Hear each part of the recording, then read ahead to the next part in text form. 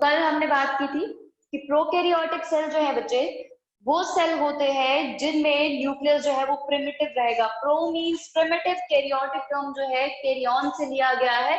Carrion means nucleus, यानी कि primitive nucleus रहेगा। तो prokaryotic cell have primitive nucleus. तो ये सबसे इंपॉर्टेंट पहचान है। कल हमने डिफरेंस में भी ये मेंशन किया था, इसमें न्यूक्लियर मेम्ब्रेन नहीं होती, फ्रीली प्रेजेंट होता है। ठीक है, तो प्रिमिटिव न्यूक्लियस जो है उसका नाम है न्यूक्लियोइड। हम आगे भी बात करेंगे। अब बच्चे इस प्रोकैरियोटिक सेल को हम अंडरस्टैंड करेंगे with the help of a bacterial cell. वो बैक्टीरियल सेल जो है उसका स्ट्रक्चर पहले ड्रॉ करेंगे और स्ट्रक्चर की हेल्प से समझेंगे different components of prokaryotic cell. ठीक है, हम आउटर कवरिंग से लेकर और उसका इनर साइटोप्लाज्मिक कंटेंट की बात करने वाले हैं। ठीक है, तो बच्चे सबसे पहले ये है प्रोकैरियोटिक सेल का स्ट्रक्चर, और ये प्रोकैरियोटिक सेल जो है ये है बैक्टीरिया, ट्रू बैक्टीरिया। तो बच्चे सबसे पहले और सबसे ऊपर जो आउटर मोस्ट कवरिंग है उसकी सबसे पहली लेयर के बारे में बात करते हैं। 3 लेयर्स बनाई है मैंने आउटर मोस्ट कवरिंग में। तो सबसे पहली लेयर जो है वो ये आउटर मोस्ट लेयर है, दैट इज ग्लाइकोकैलिक्स। ग्लाइकोकैलिक्स। और बच्चे ग्लाइकोकैलिक्स जो है वो डिफरेंट नेचर का हो सकता है। इट इज आइदर रिजिड और attach to the cell wall, बिल्कुल अटैच रहेगी सेल वॉल के साथ। और दूसरे केस में क्या होगा, ये स्लाइमी होगी। ठीक है, रिजिड नहीं होगी, स्लाइमी होगी, म्यूसिलेजिनस होगी और सेल वॉल के साथ लूजली अटैच होगी। ठीक है, तो मतलब हमारे पास दो कंसेप्ट है इसके केस में। ग्लाइकोकैलिक्स आइदर रिजिड है और टाइटली अटैच्ड है सेल वॉल के साथ, और म्यूसिलेजिनस है और लूजली अटैच्ड है सेल वॉल के साथ। तो उस बेसिस से हमारे पास दो तरह की लेयर्स होंगी। आइदर कैप्सूल, इसे कैप्सूल कहा जाता है अगर वो टाइटली अरेंज्ड है सेल वॉल के साथ, यानी कि रिजिड है और टाइटली अरेंज्ड है। और दूसरा अगर स्लाइमी है, म्यूसिलेजिनस है, तो उसको स्लाइम लेयर कहा जाएगा, म्यूसिलेजिनस। तो glycocalyx is the outer most part और आउटर मोस्ट लेयर। ठीक है, जो कि स्लाइमी भी हो सकती है और रिजिड भी हो सकती है। अगर रिजिड है तो उसे कैप्सूल कहा जाएगा, और अगर स्लाइमी है, म्यूसिलेजिनस है, तो उसे स्लाइम लेयर कहा जाएगा। ठीक है, और ये फॉर्मेशन जो है कैप्सूल की, ग्लाइकोकैलिक्स की बात कर रहा ना, तो कैप्सूल जो है, जो ग्लाइकोकैलिक्स है, इसकी फॉर्मेशन जो है वो खुद सेल मेम्ब्रेन करता है, जो इनर लेयर है प्लाज्मा मेम्ब्रेन। तो इसकी फॉर्मेशन जो है वो प्लाज्मा मेम्ब्रेन करता है। और ये कैप्सूल जो है वो जिन बैक्टीरिया में होता है उनका नेचर पैथोजेनिक रहेगा। तो मतलब इनकी पैथोजेनिसिटी को, यानी कि बैक्टीरिया के पैथोजेनिक नेचर को कंट्रीब्यूट करता है ये कैप्सूल। ठीक है, और ये कैप्सूल जो है बच्चे वो पॉलीसेकेराइड और पॉलीपेप्टाइड से बना होता है। ठीक है, तो थोड़ा और चीजें मेंशन कर देती हूँ। जैसे मैंने कहा कि ग्लाइकोकैलिक्स जो है it is made by plasma membrane itself, inner layer,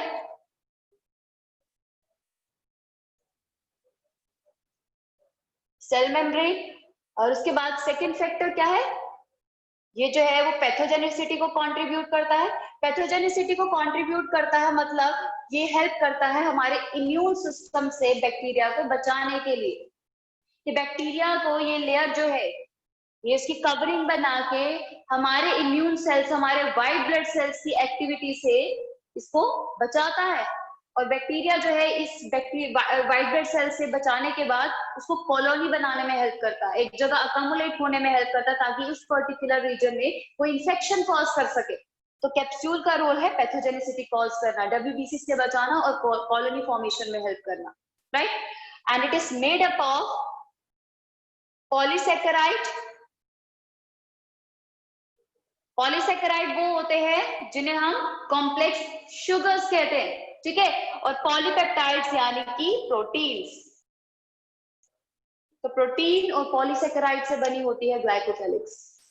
तो ये हो गया हमारे पास आउटर वॉल के बारे में, आउटर कवरिंग के बारे में। ठीक है, ग्लाइकोकैलिक्स के बारे में। इस आउटर कवरिंग के इनर लेयर पे आते हैं, यानी कि सेल वॉल पे आते हैं। तो ये आई हमारे पास second layer, cell wall. Cell wall आपने बहुत बार स्टडी किया होगा, which is a rigid structure जो अपना शेप चेंज नहीं करता और एक स्ट्रक्चर को, एक सेल को शेप देने में हेल्प करता है। वैसी ही सेल वॉल है बैक्टीरिया के केस में। प्लांट सेल के केस में जैसे आपने नेचर की बात की थी वैसा ही नेचर सेल वॉल का यहाँ पे भी है, लेकिन कंपोजिशन डिफरेंट है। हमने बात कर रखी है कि बैक्टीरियल सेल वॉल जो है it is made up of peptidoglycan, यानी कि एक ऐसे कॉम्बिनेशन से तो बच्चे सेल वॉल जो है वो पेप्टिडोग्लाइकन से बनी है। पेप्टिडोग्लाइकन विच इज अ हेटेरोपॉलीसैकेराइड, हेटेरोपॉलीसैकेराइड जिसमें हमारे पास दो डिफरेंट शुगर्स मिलके पॉलीमर बनाती है ना। तो सेल वॉल जो है it is made up of peptidoglycan. Peptidoglycan किससे बना बेटा?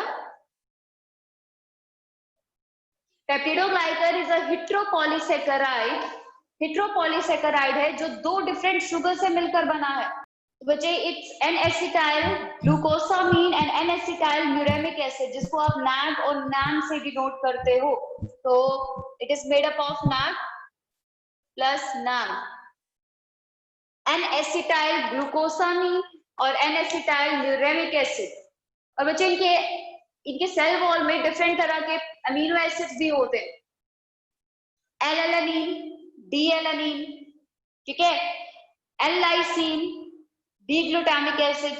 तो जो एल और डी टर्म जो है उनके लेवोरोटेटरी और डेक्स्ट्रोरोटेटरी अरेंजमेंट की वजह से आइसोमर्स है डिफरेंट, ठीक है, ऑप्टिकल आइसोमर्स है डिफरेंट। तो बच्चे हमारे पास alanine, lysine, glutamic acid present रहता है as an amino acid in the cell wall. थोड़ा सा कॉम्प्लेक्स है बट ध्यान रखेंगे इनके केस में पेप्टिडोग्लाइकन के साथ साथ कुछ अमीनो एसिड भी है। मैं मेंशन कर रही हूँ alanine, lysine and glutamic acid. और ग्राम नेगेटिव बैक्टीरिया के बारे में आप जानते हो, ग्राम नेगेटिव बैक्टीरिया क्रिश्चियन ग्राम के अकॉर्डिंग वो बैक्टीरिया है जिसमें क्रिस्टल वॉयलेट रिटेन नहीं हुआ था। मैं दोबारा रिपीट करूंगी ग्राम स्टेनिंग को, ठीक है। तो बच्चे वो ग्राम नेगेटिव बैक्टीरिया में हमारे पास डाई अमीनो पाइमेलिक एसिड भी होता है, वो एक नॉन प्रोटीनेशियस अमीनो एसिड है। तो ये स्पेसिफिकेशन मेंशन कर देती हूँ। We have alanine,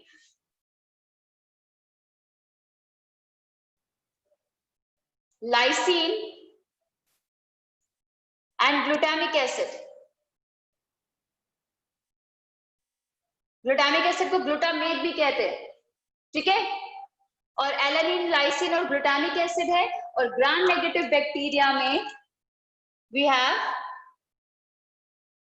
die amino pimelic acid, जो कि हमारे पास एक नॉन प्रोटीनेशियस अमीनो एसिड है इन सेल वॉल। तो ग्राम नेगेटिव बैक्टीरिया जो हमने कहा था इनकी सेल वॉल जो है वो रिटेन नहीं करती है crystal violet during Gram staining, but still they have much complex cell wall. वजह वो सेल वॉल जो है वो एडिशनल कंपोनेंट्स होने की वजह से कॉम्प्लेक्स है। लाइकोपॉलीसैकेराइड जो है वो भी प्रेजेंट रहते हैं ग्राम नेगेटिव बैक्टीरिया के केस में ऑन देयर आउटर साइड। तो हमारे पास ये दो लेयर्स हुई आउटर मेम्ब्रेन की। सबसे पहले थी ग्लाइकोकेलिक्स जो कि बन रखी है हमारे पास, जिसे बनाया है सेल मेम्ब्रेन ने, यानी कि प्लाज्मा मेम्ब्रेन जो कि इनर लेयर है आउटर मेम्ब्रेन की, आउटर कवरिंग की। और यही ग्लाइकोकेलिक्स जो है कैप्सूल की फॉर्म में अगर प्रेजेंट है तो वो रिजिड है, अगर साइड लेयर है तो वो थोड़ा सा म्यूसिलेजिनस होगा और लूजली अटैच्ड होगा सेल वॉल के साथ। और कैप्सूल जो है वो पॉलीसैकेराइड और प्रोटीन यानी कि पॉलीपेप्टाइड से बना है और पैथोजेनिसिटी कॉज करता है by help them evading from WBC, ठीक है। डब्ल्यूबीसी के एक्शन से इवेट करने में हेल्प करता है। सेल वॉल यानी कि इनर लेयर जो पेप्टिडोग्लाइकन की बनी है, पेप्टिडोग्लाइकन को म्यूरिन भी कहा जाता है। अगर आपको कहीं टर्म म्यूरिन देखने को मिलता है तो वो पेप्टिडोग्लाइकन को ही डिनोट कर रहा है। It is made up of NAG और नैम यानी कि एन एसिटाइल ग्लूकोसामीन और एन एसिटाइल न्यूरेमिक एसिड। और इसमें कुछ अमीनो एसिड्स भी होते हैं including alanine, lysine and glutamic acid. और ग्राम नेगेटिव बैक्टीरिया के केस में अमीनो एसिड और है that is diaminopimelic acid, ठीक है। तो बच्चे ये है हमारे पास सेल वॉल। अब बच्चे सेल वॉल के बाद फर्दर मैं बात करूंगी इस प्लाज्मा मेम्ब्रेन की, ठीक है, प्लाज्मा मेम्ब्रेन की। और हाँ, एक्सेप्शन हमेशा याद रखेंगे, सेल वॉल जो है वो प्रोकैरियोट्स में मोस्टली केसेस में मिलता है, बस माइकोप्लाज्मा जो है उसके केस में सेल वॉल नहीं होता, ठीक है। और कुछ बैक्टीरिया ऐसे भी हैं बच्चे, कुछ एक्सेप्शन ऐसे भी हैं, अगर आप जानना चाहो तो, जिनके केसेस सेल्यूलोस भी होता है, वो भी एक्सेप्शन के अंडर कंसीडर होंगे। वो है हमारे पास एसिटोबैक्टर जाइलियम, ठीक है। तो ये कुछ बैक्टीरिया है जो कि हमारे पास एक्सेप्शन कॉज करते हैं, एक्सेप्शन करती हूँ। तो मुझे थर्ड लेयर और inner layer outer membrane, outer covering की, वो है प्लाज्मा मेम्ब्रेन। तो ये third layer I plasma membrane, जो मैं यहाँ पे मेंशन कर रही हूँ। तो ये प्लाज्मा मेम्ब्रेन जो है बिल्कुल यूकेरियोटिक मेम्ब्रेन की तरह इसका नेचर है, इसका नेचर जो है वो डिफरेंट नहीं रहेगा यूकेरियोटिक मेम्ब्रेन से। तो ये मेम्ब्रेन जो है it is made up of polylipoproteins, ठीक है, लाइपोप्रोटीन से बना हुआ है, it is made up of lipoproteins, ठीक है। और इसके साथ एसोसिएटेड होते हैं रेस्पिरेटरी एंजाइम्स। तो इसकी इनर साइड में हमारे पास रेस्पिरेटरी एंजाइम्स है, रेस्पिरेटरी एंजाइम्स, ताकि रेस्पिरेशन हो सके। और हमने कहा कि प्लाज्मा मेम्ब्रेन और सेल वॉल के बीच में एक स्पेस है, that is periplasmic space, periplasmic space.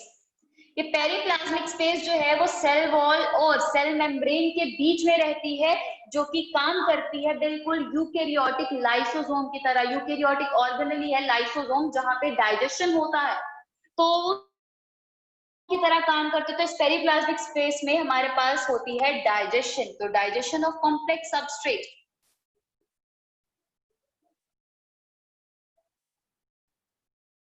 Complex substrate. तो बच्चे ये हो गई हमारे पास आउटर कवरिंग, जिसकी 3 लेयर्स हमने स्टडी की। इनिशियली जो हमने स्टडी किया वो ग्लाइकोकेलिक्स था, ठीक है। तो ग्लाइकोकेलिक्स के बारे में हमने स्टडी किया, इसमें स्लाइम लेयर की आपने बात की और कैप्सूल की, जो पैथोजेनिसिटी को कंट्रीब्यूट करता है। सेकेंड लेयर थी हमारे पास सेल वॉल, जो कि इसके इधर थी, ठीक है। ग्लाइकोकेलिक्स की इनर लेयर थी, पेप्टिडोग्लाइकन से बनी है, प्लाज्मा मेम्ब्रेन लाइकोप्रोटीन से बना है, और उसके बीच में सेल वॉल और प्लाज्मा मेम्ब्रेन के बीच में थी पेरीप्लाज्मिक स्पेस, ठीक है। और रेस्पिरेटरी एंजाइम को यहाँ पे मैं मार्क कर देती हूँ, ये हमारे पास आ गए रेस्पिरेटरी एंजाइम्स, जो एसोसिएटेड है इसके वॉल्स के प्लाज्मा मेम्ब्रेन के साथ, जो हमने मेंशन किया कि इनर साइड जो है उसमें रेस्पिरेटरी एंजाइम्स, ठीक है।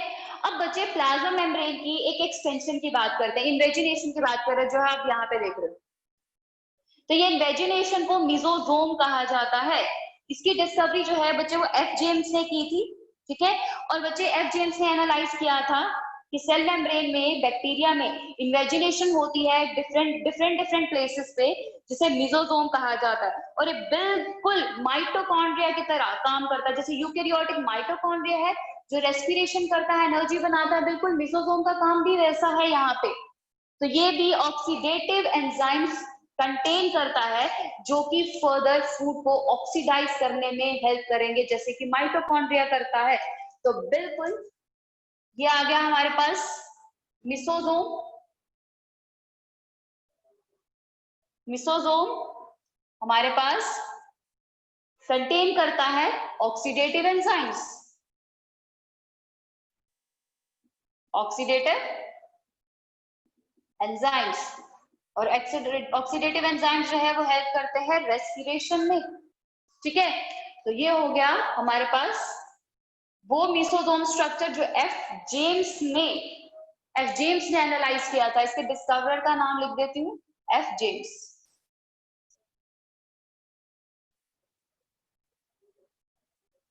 राइट।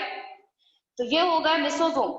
अब बच्चे कुछ और स्ट्रक्चर्स जिसके बारे में बात करूंगी, तो हमारे पास ये है पिलाय, ठीक है। लोकोमोटरी एस्पेक्ट बता रही हूँ यहाँ पे बच्चे, मैं एक और फ्लैजिला हमने यहाँ पे बनाया है, एक और फ्लैजिला मैं यहाँ पे बना देती हूँ। तो ये आ गया हमारे पास इसकी बेसल बॉडी, ये हुक आ गई, और उसके बाद ये आ गया एक्सटेंशन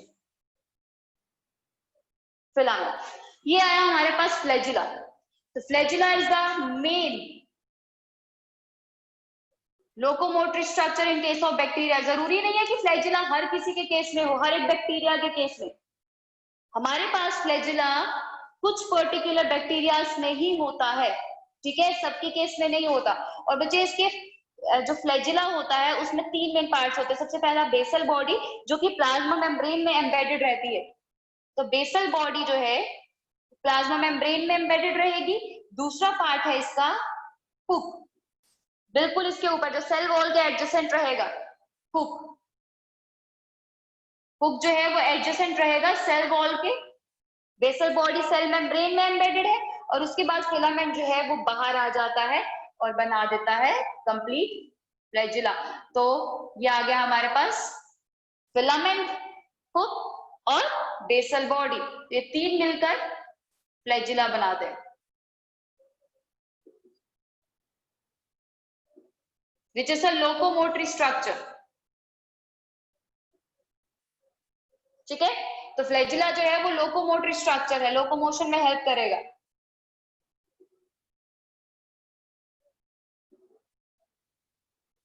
ठीक है, तो अब एक बार एक बेसिक स्ट्रक्चर बना देती हूँ ताकि आप फ्लैजिला का स्ट्रक्चर एनालाइज कर पाओ। ठीक है, तो हमारे पास बिल्कुल ऐसा अरेंजमेंट होता है, ध्यान से देखेंगे। ये हमारे पास डिस्क लाइट दिख रही है, ये डिस्क लाइट स्ट्रक्चर जो है बच्चे वो बेस में एम्बेडेड रहेगा, यानी कि प्लाज्मा मेम्ब्रेन में। ठीक है, और यहां से हमारे पास ओरिजिनेट कर रही है यहाँ पे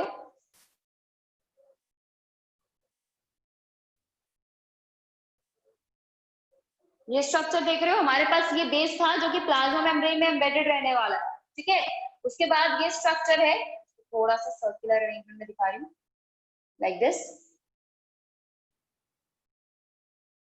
तो इसके बाद यहां से ओरिजिनेट होगा फर्दर हमारे पास फिलामेंट। ये अरेंजमेंट है फ्लैजिला का। तो ये बेसल बॉडी है जो कि प्लाज्मा मेम्ब्रेन में एम्बेडेड रहेगी। ठीक है, उसके बाद ये है हुक पार्ट जो कि सेल वॉल में एम्बेडेड रहेगा। ठीक है, सेल वॉल के साथ एडजेसेंट होगा, मिडल पार्ट है फ्लैजिलम का। और उसके बाद ये है फिलामेंट जो कि एक प्रोटीन से बना होता है, दैट इज फ्लैजिलिन प्रोटीन। तो ये एक्सटेंड हो रहा है बॉडी के बाहर, इससे बेसल बॉडी, हुक और फिलामेंट। तो फिलामेंट के लिए मैं मेंशन कर देती हूँ, फिलामेंट जो है वो फ्लैजिलिन प्रोटीन से बनेगा, प्रोटीन। ठीक है, तो ये हो गया हमारे पास कंप्लीट एक्सटर्नल स्ट्रक्चर।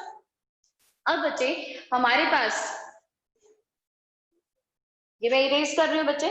ठीक है, तो बच्चे अब हमारे पास इंटरनल स्ट्रक्चर यानी कि इंटरनल साइटोप्लाज्मिक कंटेंट के बारे में बात करेंगे। साइटोप्लाज्म जो है बच्चे वो ग्रैन्युलर रहेगा। ठीक है, सेमी फ्लूइड और ग्रैन्युलर रहेगा। और बच्चे सेमी फ्लूइड स्ट्रक्चर में हमारे पास डिफरेंट स्ट्रक्चर्स प्रेजेंट है। ठीक है, मुझे साइटोप्लाज्म से पहले एक और चीज मैं आपको क्लियर कर देती हूँ पिलाई के बारे में। पिलाई का कंप्लीट कर लेते हैं, फिर उसके बाद मैं इसको फर्दर डील नहीं करूंगी। तो बच्चे पिलाई जो है वो आप देख रहे हो एक्सटेंशन है। तो बच्चे आपने सेक्सुअल मोड ऑफ रिप्रोडक्शन के बारे में पढ़ा होगा। बैक्टीरिया के केस में कॉन्जुगेशन की बात की होगी कि उसके केस में कॉन्जुगेशन होता है और कॉन्जुगेशन में 2 बैक्टीरिया जो है वो आपस में कनेक्शन बनाते हैं और कनेक्शन बनाने के बाद अपने डीएनए को ट्रांसफर करते हैं। ठीक है, तो वो कनेक्शन जो है वो पिलाई की हेल्प से बनता है। तो it helps in conjugation. Conjugation एक तरह का सेक्सुअल रिप्रोडक्शन मोड है जो कि बैक्टीरिया में होता है। ठीक है, तो पिलाई जो है वो कॉन्जुगेशन ब्रिज बनाने में हेल्प करते हैं, यानी कि ये फर्टिलिटी फैक्टर की तरह काम करते हैं। ठीक है, तो हॉलो स्ट्रक्चर्स हैं जो फर्दर इस तरीके से ब्रिज बनाने में हेल्प करेंगे ताकि जेनेटिक मटेरियल जो है वो ट्रांसफर हो जाए। फाइन, तो ये है पिलाई का फंक्शन। अब इनर साइटोप्लाज्मिक कंटेंट पे आते हैं। तो इनर साइटोप्लाज्मिक कंटेंट जो है बच्चे ये हमारे पास नियरली जैसे हमने कहा सेमी फ्लूइड कंटेंट है। सेमी फ्लूइड यानी कि हमारे पास कंसिस्टेंसी जो है वो हाईली विस्कस रहेगी। और बच्चे इसमें भी यूकेरियोटिक सेल की तरह साइटोप्लाज्मिक मूवमेंट जो है वो बहुत फ्रीक्वेंटली होंगी। साइक्लोसिस होता है, साइक्लोसिस आपने सुना होगा, साइटोप्लाज्मिक मूवमेंट। ठीक है, साइटोप्लाज्मिक स्ट्रीमिंग भी कहा जा सकता है। तो बच्चे इसके केस में हमारे पास कोई भी ऑर्गेनेली मेम्ब्रेन बाउंड ऑर्गेनेली जो है वो प्रेजेंट नहीं होगी। तो इसके केस में हमारे पास कुछ राइबोसोम्स प्रेजेंट होंगे, जो कि हमने कल स्ट्रक्चर में ही मेंशन किया था। राइबोसोम्स जो है वो 70S होते हैं, 80S इन यूकेरियोट्स। और ये है कुछ पॉलीराइबोसोम्स जो चेन लाइक अरेंजमेंट बनाते हैं। तो पॉलीराइबोसोम्स और फ्री राइबोसोम्स दोनों दिखेंगे।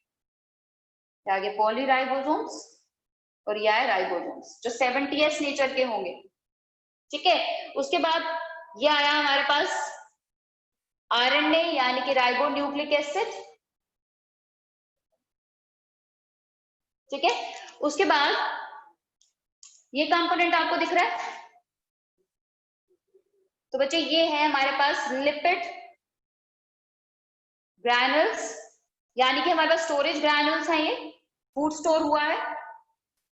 अब बच्चे मेन कंपोनेंट की बात कर रहे हो, मेन कंपोनेंट पे आ रही हूँ, यहां से मैं हेडिंग हटा रही हूँ, हेडिंग। तो फर्दर ये है हमारे पास न्यूक्लियोइड, जो कि बहुत मेजर डिफरेंशिएटिंग पॉइंट है between prokaryotic and eukaryotic cell. तो बच्चे न्यूक्लियोइड जो है वो हमारे पास जेनेटिक मटेरियल है, फ्री जेनेटिक मटेरियल है in case of prokaryotic cell. तो हमारे पास true chromosome, true genetic material जो है वो एब्सेंट रहेगा। इसी केस में क्या है, न्यूक्लियोइड जो है ये फ्रीली प्रेजेंट जेनेटिक मटेरियल है। और बच्चे इस जेनेटिक मटेरियल में हमारे पास जो कि यूकैरियोटिक स्ट्रक्चर आप सेल पढ़ोगे उसमें केस में जब आप जेनेटिक मटेरियल की बात करोगे तो जेनेटिक मटेरियल क्या होता है, उसके साथ कुछ एसोसिएटेड प्रोटीन्स होते हैं जो उसको कंडेंस करने में और बाइंड करने में हेल्प करते हैं, उसे हिस्टोन प्रोटीन्स कहा जाता है। तो वो हिस्टोन प्रोटीन्स प्रोकैरियोटिक सेल के केस में नहीं होंगे, यूकैरियोटिक सेल में होंगे हिस्टोन प्रोटीन्स, इसके केस में नहीं होंगे। तो ये जेनेटिक मटेरियल जो है वो फ्रीली लाई करता है विदाउट एनी मेम्ब्रेन। तो मतलब न्यूक्लियर मेम्ब्रेन जो है इसके केस में एब्सेंट रहेगी, न्यूक्लियर मेम्ब्रेन नहीं होती, जो कि आप देख पा रहे हो। तो न्यूक्लियोइड जो है वो फ्रीली प्रेजेंट जेनेटिक मटेरियल है और हिस्टोन प्रोटीन नहीं है, तो हमारे पास कंडेंसेशन यानी कि क्रोमोसोम की फॉर्मेशन भी नहीं होगी, क्रोमोसोमल स्टेज जो है वो भी एब्सेंट रहती है। ठीक है, तो बच्चे ट्रू क्रोमोसोम जो है वो इसके केस में नहीं मिलेगा। हाँ, एक बेसिक कंडेंसेशन होगा तो उसको, लेकिन ट्रू क्रोमोसोम कभी भी नहीं कहा जाएगा। ठीक है, बहुत जगह मेंशन किया जाता है कि सिंगल क्रोमोसोम है बैक्टीरिया प्रोकैरियोटिक सेल में, डेफिनेटली मान लो बात, लेकिन ट्रू क्रोमोसोम जैसे कि एक यूकैरियोटिक सेल में होता है वैसा ट्रू क्रोमोसोम जो है वो नहीं बनेगा, वो नहीं होता है प्रोकैरियोटिक सेल में। ठीक है, और बच्चे ये और यूकैरियोटिक सेल के केस में हमारे पास जो न्यूक्लियर मटेरियल जेनेटिक मटेरियल में जो डिफरेंस है वो ये भी है कि यूकैरियोटिक के केस में हमारे पास लीनियर जेनेटिक मटेरियल होगा। मैं ड्रॉ करती हूँ किस तरीके से स्ट्रक्चर बनाया था हमने जेनेटिक मटेरियल का, डीएनए का, बट इसके केस में ऐसा नहीं है। इसके केस में हमारे पास जो जेनेटिक मटेरियल है वो सर्कुलर है, सर्कुलर अरेंजमेंट में, यानी कि दोनों एंड्स जुड़े होंगे इनके। ठीक है, तो न्यूक्लियर इसके केस में जेनेटिक मटेरियल है वो सर्कुलर है। ठीक है, हमारे पास न्यूक्लियर मेम्ब्रेन नहीं है, तो न्यूक्लियोप्लाज्म और साइटोप्लाज्मिक कंटेंट में, न्यूक्लियोप्लाज्म और एक्सटर्नल साइटोप्लाज्म में कोई डिफरेंशिएटिंग स्ट्रक्चर नहीं है, तो न्यूक्लियोप्लाज्म नहीं रहेगा, न्यूक्लियोलस नहीं रहेगा जो यूकैरियोटिक स्ट्रक्चर में, यूकैरियोटिक न्यूक्लियस के अंदर आप पढ़ते हो। No nuclear membrane, no nucleolus and no nucleoplasm. ठीक है, तो this is about that prokaryotic cell. ठीक है, तो अब ये मार्क कर लो, उसके बाद मैं बताऊंगी आपको एक एक्स्ट्रा जेनेटिक मटेरियल की जो कुछ ऑर्गेनिज्म में, कुछ बैक्टीरिया में पाया जाता है, दैट इज प्लाज्मिड। अब बच्चे प्लाज्मिड जो है बच्चे वो एक्स्ट्रा क्रोमोसोमल डीएनए है, वो साइटोप्लाज्म में फ्रीली प्रेजेंट रहता है other than nucleoid. For example this is a bacteria, bacteria में हमारे पास ये लिसोसोम था और ये हमने न्यूक्लियोइड बताया था, तो प्लाज्मिड जो है वो कहीं एक्स्ट्रा प्रेजेंट होगा, हमारे पास न्यूक्लियोइड के साथ रिलेटेड नहीं होता। और ये प्लाज्मिड जो है वो भी एक सर्कुलर डीएनए है जो कि साइटोप्लाज्म में फ्रीली प्रेजेंट रहता है। ठीक है, तो plasmid is an extra chromosomal DNA और जेनेटिक मटेरियल। और बच्चे ये एक्स्ट्रा क्रोमोसोमल जेनेटिक मटेरियल को मिनी क्रोमोसोम भी कहा जाता है। और बच्चे ये प्लाज्मिड जो है वो फ्रीली प्रेजेंट रहेगा और इसकी रेप्लिकेशन भी फ्रीली होगी। ऐसा नहीं है कि जैसे हमारी बॉडी में सेल के सारे फंक्शन को कंट्रोल करता है डीएनए न्यूक्लियस का जेनेटिक मटेरियल, न्यूक्लियस में प्रेजेंट रहने वाला जेनेटिक मटेरियल, पर इसके केस में ये जो जेनेटिक मटेरियल है जो सर्कुलर है वो एक्स्ट्रा प्रेजेंट होगा, जो कि प्रोकैरियोटिक सेल का न्यूक्लियोइड जो है वो कंट्रोल नहीं करेगा। ये फ्रीली रेप्लिकेशन जो है वो करता है, इट रेप्लिकेट्स फ्रीली। ठीक है, तो फ्री रेप्लिकेशन होगा, कोई डिपेंडेंसी नहीं है रेप्लिकेशन के लिए जेनेटिक मटेरियल पे, न्यूक्लियोइड पे। ठीक है, और बच्चे इस प्लाज्मिड में कुछ फैक्टर्स होते हैं जो कि इन बैक्टीरिया को, इन प्रोकैरियोटिक सेल्स को कुछ एक्स्ट्रा बेनिफिट्स देते हैं, जिसमें से पहला फैक्टर मैं यहाँ पे डील करूंगी, that is F factor. F factor जो है वो फर्टिलिटी फैक्टर है जो सेक्सुअल मोड ऑफ रिप्रोडक्शन को फॉलो करने में हेल्प करता है। ठीक है, तो बच्चे एफ फैक्टर जो है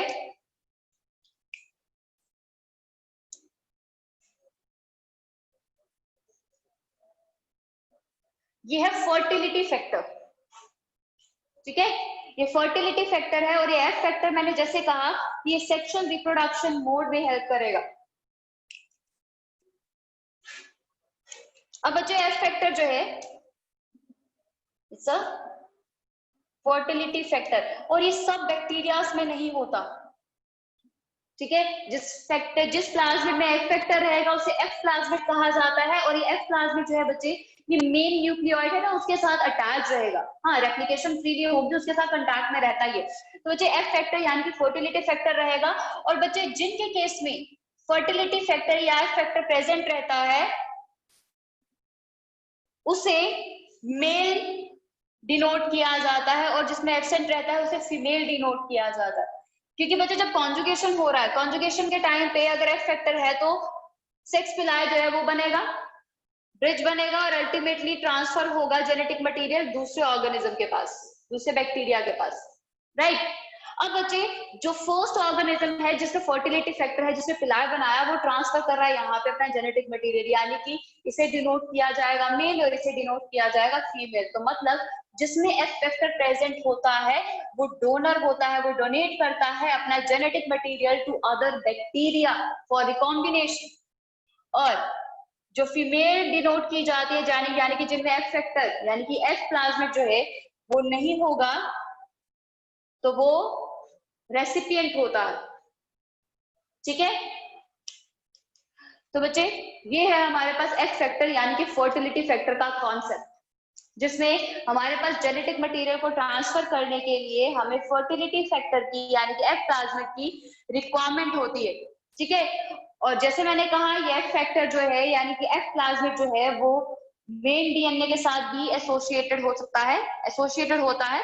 ठीक है, और उसको कहा जाता है F plasmid associated with main DNA is called as episome. जहां पे एफ फैक्टर जो है वो मेन डीएनए, एफ प्लाज्मिड जो है वो मेन डीएनए में यानी कि मेन न्यूक्लियोइड के साथ अटैच रहेगा, तो उसे एपिसोम कहा जाएगा। एपिसोम यानी कि एफ प्लाज्मिड प्लस न्यूक्लियोइड। और जिस सेल में ऐसा अरेंजमेंट होता है उसे एचएफआर सेल कहा जाता है। ठीक है, एचएफआर सेल। बस, तो ये हुआ फर्टिलिटी फैक्टर के बारे में। अब हम बात करेंगे आर यानी कि रेजिस्टेंट फैक्टर के बारे में, यानी कि आर प्लाज्मिड के बारे में। तो आर यानी कि रेजिस्टेंट फैक्टर जो है वो हेल्प करता है बैक्टीरिया को बहुत सारे एंटीबायोटिक्स को रेजिस्ट करने में। ठीक है, तो सेकेंड है हमारे पास आर फैक्टर। आर फैक्टर यानी कि रेजिस्टेंस फैक्टर।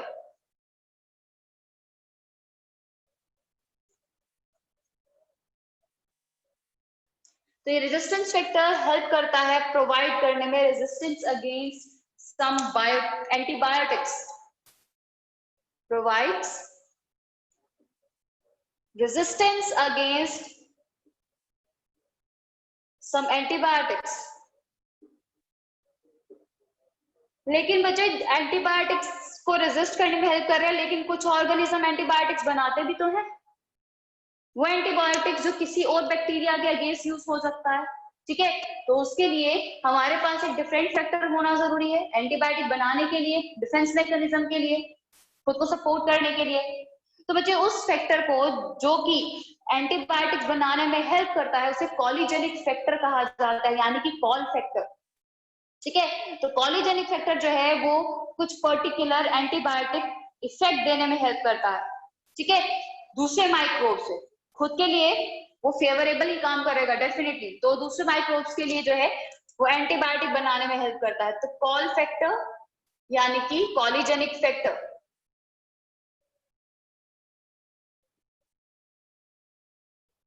which provides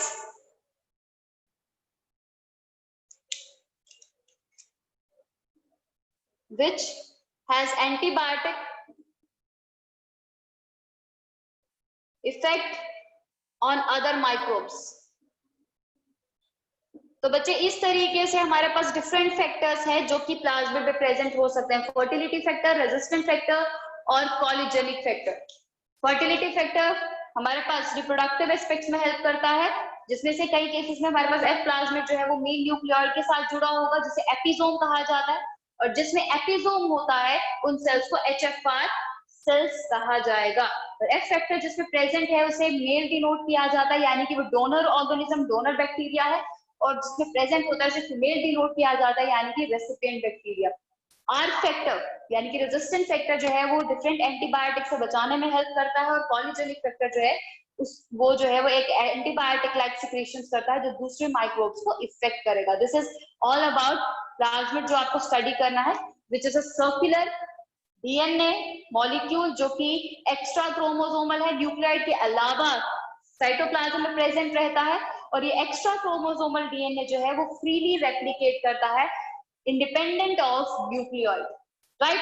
तो ये है हमारे पास प्लाज्मिड। तो नेक्स्ट हम 12 से ग्राम स्टेनिंग के बारे में बात करेंगे, एक बेसिक आइडिया लेंगे वापस से ग्राम स्टेनिंग का, तो वो करेंगे हम नेक्स्ट क्लास में। तो बच्चे ये है हमारे पास प्रोकैरियोटिक सेल, ठीक है। तो इसे रीड करेंगे, स्टडी करेंगे अच्छे से, कोई भी दिक्कत होगा तो मुझे बताएंगे।